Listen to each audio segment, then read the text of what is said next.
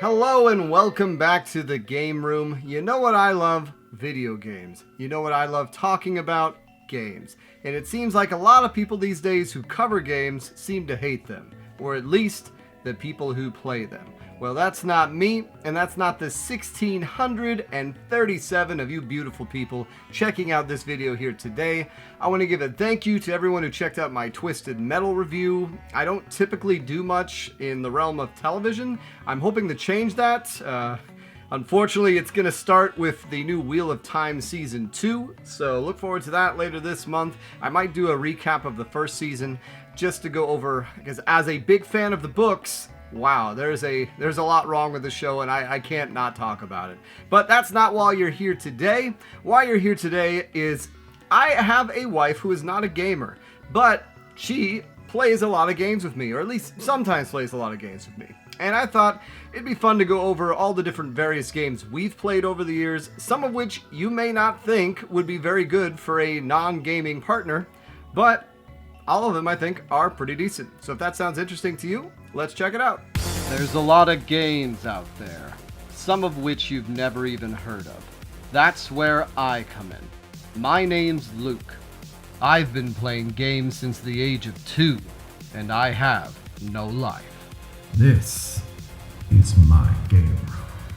So there are a lot of games that I've talked about in recent videos that I could bring about here, so I'm just going to briefly touch on them. Some games that we played that my wife really enjoyed. One would be Goof Troop. This is the first game she's ever beaten in a single sitting. Another one we played recently was Pocky and Rocky. This has a re-release on modern consoles called Reshrined. Very fun, solid game. Another one I'm always happy to talk about is Frogger on the PS1. The one-player mode is garbage, but the two-player mode is actually a lot of fun. And then another game I'm always talking about is Pong on the PS1. Solid two-player action. So I just wanted to run through those real quickly here, because I think we got over 20 games, and I don't want to be here all day.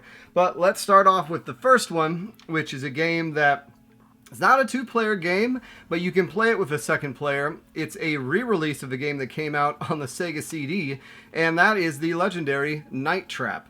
So Jen and I played this back around Halloween of 2018 or 2017. I can't remember exactly, but we had such a ball playing it. We did a Noob Gamer on it. Got pretty decently far in the game, almost to the first save point, because there's kind of checkpoints in it. And the re-release makes the game so much more user-friendly, with the little blurbs showing when you select it that there's something going on there, and then as you play it's fun noticing, oh, the colors change, the ridiculous campiness of it, the damn Night Trap song. It's just a good time. We haven't actually beaten it. It's one of those things where I'd love to go back and play some more of it, but if you're looking for a nice full motion video game that really does not require any skill as far as twitch motion, but it's all just in your head, this is a good one to play. And that's kind of what I'm going for here, is I want to find these are solid games to play with a significant other, a non-gaming family member, girlfriend, boyfriend, things like that. Another one that ironically is exceptionally poignant for married couples is the game It Takes Two. And this is the game that won Game of the Year. It's by the gentleman who made A Way Out that I played with my buddy Rewind Mike years ago. And it's about a family about to go through a divorce and a child who wishes her parents didn't break up, so it transforms them into these little two wooden creatures of hers, and then they have to go through this crazy obstacle course that is their house, but in this highly stylized, fantasized world of their house that their daughter has imagined, and kind of learn to work through their problems. And are they going to stay together? Are they not? I don't know. Me and my wife started playing this right before our daughter was born, and we were having a great time with it. And we got to, I want to say, the 4th or the 5th zone. It's a short game. It's highly digestible. It's hard playing video games when you have a 9-month pregnant wife who's about to give birth. So this is one that we definitely have to get back to, but a solid game, really fun for 2 players. It's a game that only can be played 2 players, and it does have online functionality, so you don't necessarily have to be in the same room together, though I would say that helps. All right, moving through some of the other PS4 releases I have. So I was a huge fan of Double Dragon on the NES. The first and the second one, mainly the second one, because the second one was the co-op one. My older brother and I used to play that all the time. I didn't know about Double Dragon 3, and then I kind of lost interest with the series, because really, in those days, it was, why would I get another game if it just plays the same? Double Dragon 2 is great. Well, they came out in mid-2000s, I want to say, and said they were finally making a Double Dragon 4. Limited Run Games put out a release of it. Now, I have it digitally, and I bought a copy of it that I've never opened. But Double Dragon 4, don't believe what you heard. This is a really solid game. It is based on the NES games, and it plays like it's an NES game. And it has a few more special moves you can do. But I know some people have said this is not a great game. I don't agree. I've had nothing but good times playing this over the years. My wife and I played it.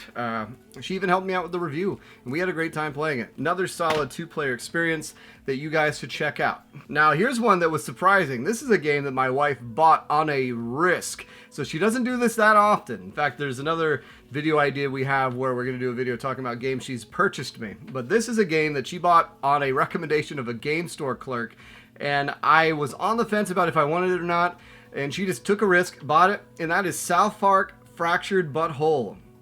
Now, I hadn't played the Stick of Truth, but I've heard it was great, and it really was making me interested in playing this, and she just showed up one day and had it, and both she and I played through it and got decently far. And even though the tactical battling, that was more my speed, the humor, the being on the toilet mini game, and just the overall just zaniness that comes with a South Park game, we were laughing our asses off playing it and had a great time. And another one, unfortunately, a lot of these games we didn't finish. It tends to be the norm. We get into something, and then, you know, life comes in the way or something happens. But that one, that's still one that we want to go back to and finish, because it is just, it's so ridiculous. And if you know the South Park games, they're kind of a hybrid turn-based RPG. Almost, they're not quite tactical and not quite it's the closest thing I've ever seen to Live Alive, but in a modern sense. And this one takes place where they're making fun of the Marvel universe, whereas Stick of Truth is more making fun of Dungeons and Dragons sword and sorcery. And now the last PS4 game we have is just a classic arcade conversion of Windjammers. So I had not been familiar with Windjammers before my buddy Ryan showed it to me back in like 2013. And then when I found out they were making a physical release, I picked it up, and then I introduced my buddy Sean to it, and I introduced Jen to it. And Jen had a great time. Much like Pong, it's a very simple, it's basically stylized air hockey. But we had a great time playing it, and definitely one, if you have someone who's not a gamer, introduce them to Windjammers, and they will have fun. It's a solid game. All right, we got a couple here that I don't have physical copies for, one of which is a game that I absolutely adore called Spelunky. This was one of the first games that Jen and I played together, and it's a roguelike where you're an Indiana Jones style adventurer going through all these different tombs that then eventually will lead to other floors, like Egyptian floors, and things kill you, and you have one life. So once you're dead, and you can find and rescue people to bring back your partner. And it's harder with 2 players, because then you're having to worry about the second player setting off traps and killing you. And they made a Spelunky 2 recently that I still want, but neither of them have physical releases. I mean, Spelunky might have gotten a physical release. I might have missed it, because I know Limited Run did everything at some point, or Super Rare, or Strictly Limited, all the different limiteds. But yeah, that's one I haven't gotten. Another one that I haven't gotten that is physical, or everyone has, is Minecraft. So Minecraft, when it originally came to the Xbox 360, I want to say it was 2011 or 2012, and my wife, at the time, my girlfriend, either I bought her an Xbox 360, or more likely she bought an Xbox 360, and then she would not only play it with me, she played it with my snot-nosed little brother too. Like, that's what a wonderful person she is. I couldn't believe it. And we have this wonderful world that's still saved on the memory card for this Xbox 360 version before it got updates. So we have a version of the old download-only Minecraft for Xbox 360 that before it had Enderman and all the other stuff put into it. So that's kind of cool. I can go back and play that version if I put it on an Xbox that's not connected to the internet. But we had fun with that. We had a lot of fun playing that. And then the last digital-only game I have is Broforce. So Broforce, an over-the-top action game where you go through and you're playing as all the different action heroes throughout the day. You have Jean-Claude, Sylvester Stallone, Arnold Schwarzenegger, Ellen Ripley, you name it. Just all the different iterations of the characters. Super fun game. Stuff blows up real good, and it's just a good, stupid, fun time. All right, moving on to games I have copies of. So this is one that I'm actually not a huge fan of this game, as much as people love it. It came with my Nintendo Wii, and that is Mario Kart 8. And I like Mario Kart 8. My chief complaint with it is the fact that they've changed the multiplayer to be split screen down the middle, whereas I am so used to split screen horizontally.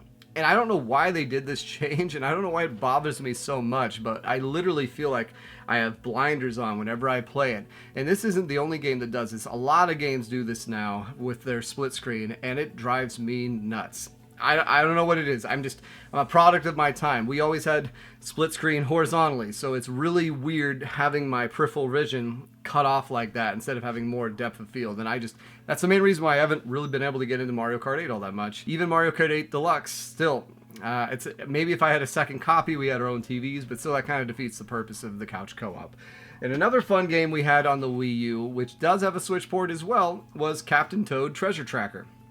Now, we did play Mario 3D World, which had the fun Toad sections in it, but I think we played this game before that. And it's just this nice little fun, super simple game. Like, that's why these are nice when they don't have overly complicated mechanics, as my wife is not too confident at using a secondary thumbstick, double joystick she calls it. So she's not a big fan of games where you have to move with one stick and look with the right stick. So a lot of these games don't have that, and that's part of the reason why they're good for us. But Captain Toad, not a phenomenal game, but a genuine surprise when it came out. It's just a fun, solid, couple hour game. Probably it's like 5-6 hours, nothing crazy, but we had a good time with it. And now here's one that I remember buying as a birthday gift for my little brother or something like that. I'm not sure why. I'd never heard of the series. It had Mario on it. It's called Fortune Street. Turns out this game became kind of collectible later. We tried playing it one time, and I honestly can't remember a single thing about it, but I just wanted to throw it in here as it was fun. I mean, another game we played was Mario Party 8, which I do love on the Wii, but this game is just...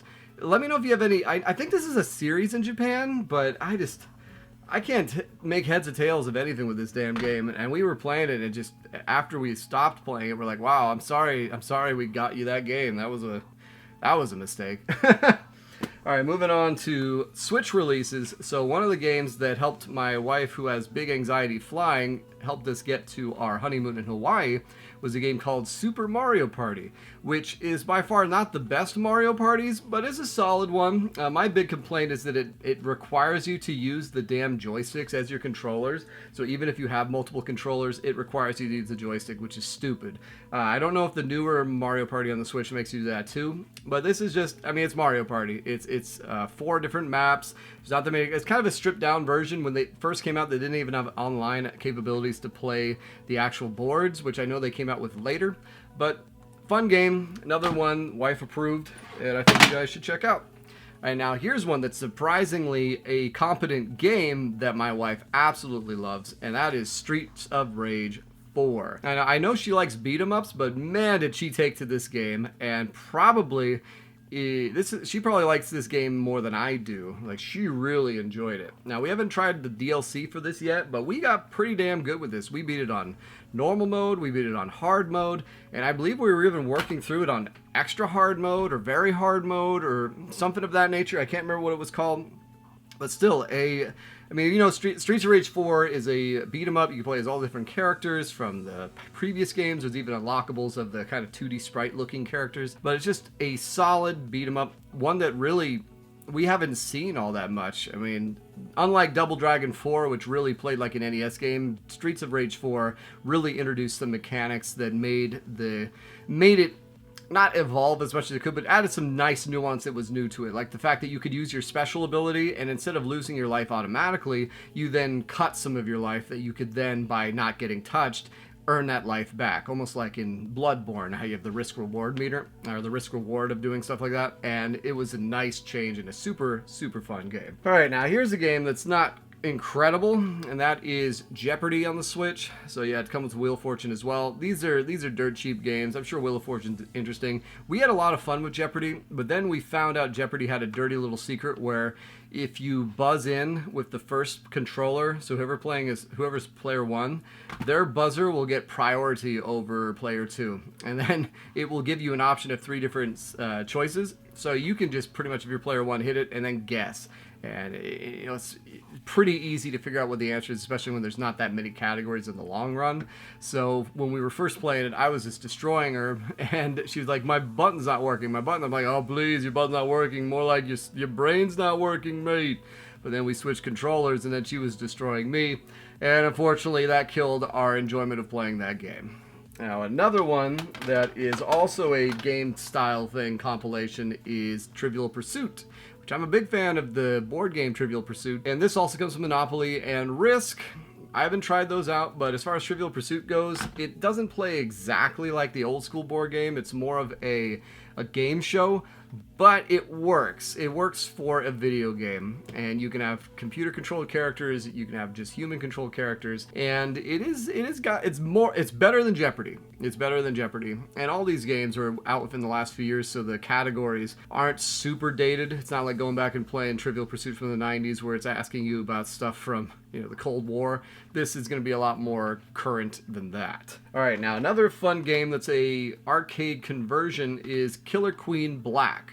So this is just a simple single screen game, but it's a lot of fun. Essentially, you control a hive, and you're trying to beat the other hive of bees before they beat you. You can play as the queen, you can play as a worker or a soldier, and you have to get these little circles of the workers up to the top. If you're a soldier, then you can fight the others, and same thing with the queen, and you can win either by filling all the holes or getting the slug to the finish line, or by getting the killing all the queens. So I think there's 3 queens. And we had a good time playing this with the last time I actually saw my buddy Sean and his girlfriend Marissa, and we gave them a copy as well. And it's just a solid thing based on an arcade, one of the newer arcade cabinets that came out that I think it was a 10-player simultaneous, something nuts like that they only had 3 or 4 of them. But it's a pretty fun game. And then getting to the end of the Switch games here, we have Katamari Damacy Reroll. So I was not familiar with Katamari Damacy. Jen was not familiar with Katamari Damacy. So when they were coming out with a re-release of the original game, I had to check it out, and we had to check it out together just because it was so absurd. And honestly, it might have been a little too absurd for her, especially because the beginning was like, I want to get to the part where the ball is rolling and you're getting all this cool crap that's happening that I always hear about, and it seemed to take longer to do that than I was hoping. Though we did hear that amazing Lonely Rolling Star song that absolutely slapped so hard I had to put it into one of our slideshows for 2020 of all years.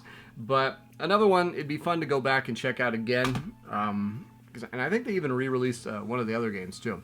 And then after that, we have Cruisin' Blast. So I'm a big fan of Cruisin' USA. Let's go ahead and take some Cruisin' USA DNA and then throw in some over-the-top action, and that's what this game is. Now, the rubber banding in it is intense, but it is just a dumb, fun racing game, something that we sorely need this day and age. I did cover it back when I was doing Shoddy Showcase.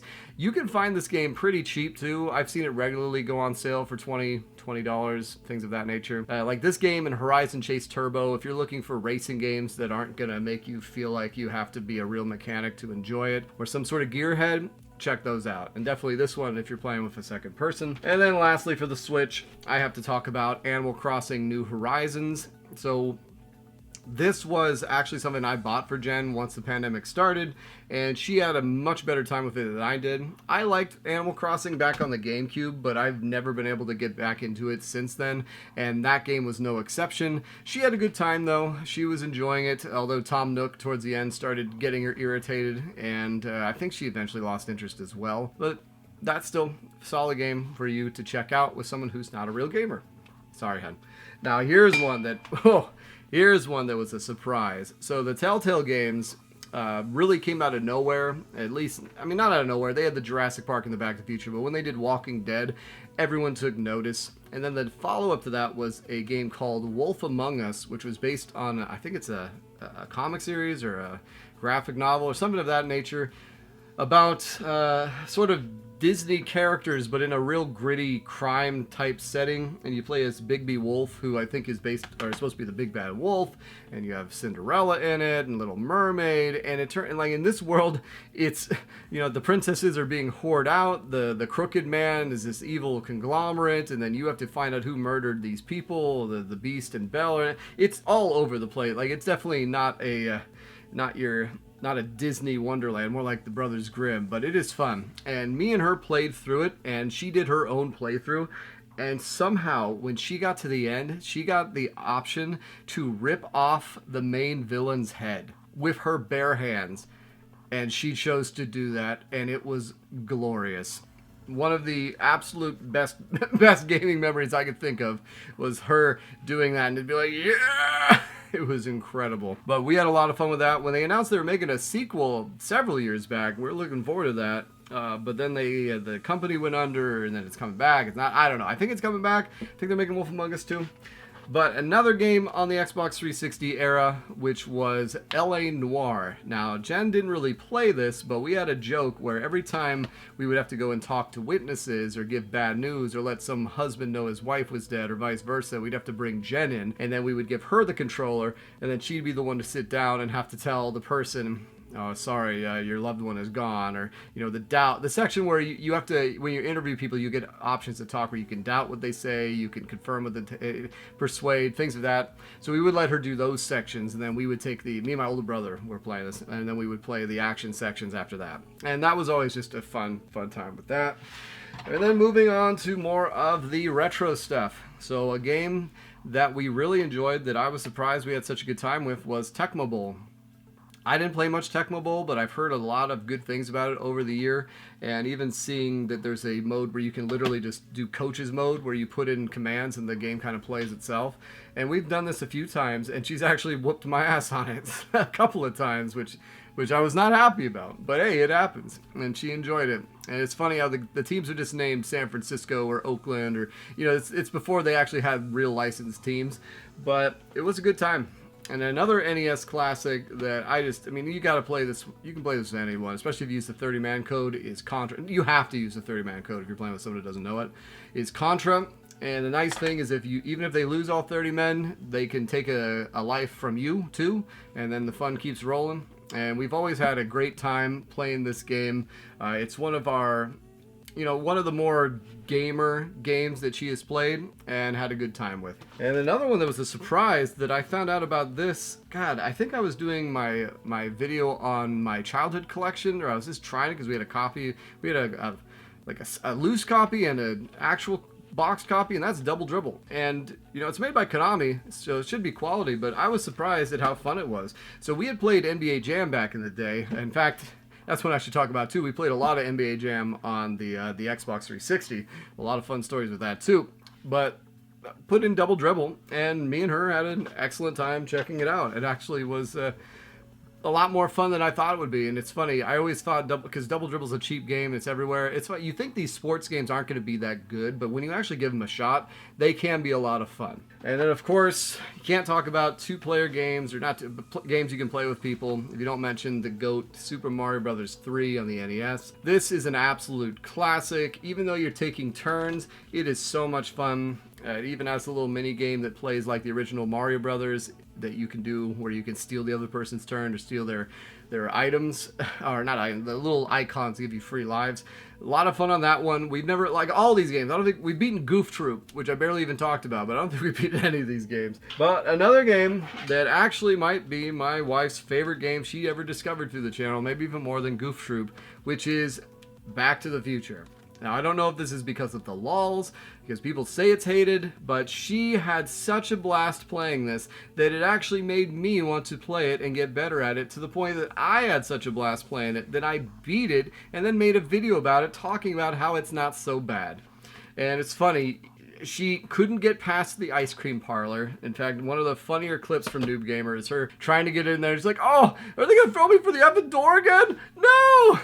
or her throwing the things and be like, oh, I'm going to get out. Oh, and like, oh, eat me.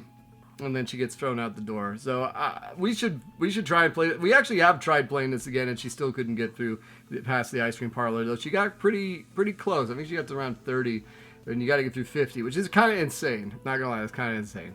But yes, there are other games to talk about, but I think we've already gone well over 20, and let's end it there. These are some great games to check out if you have a non-gaming friend, spouse, significant other, cat, you know, maybe, or AI robot down the line. Let me know if there's any games that you guys would suggest checking out with someone who's maybe not the most classical type of gamer.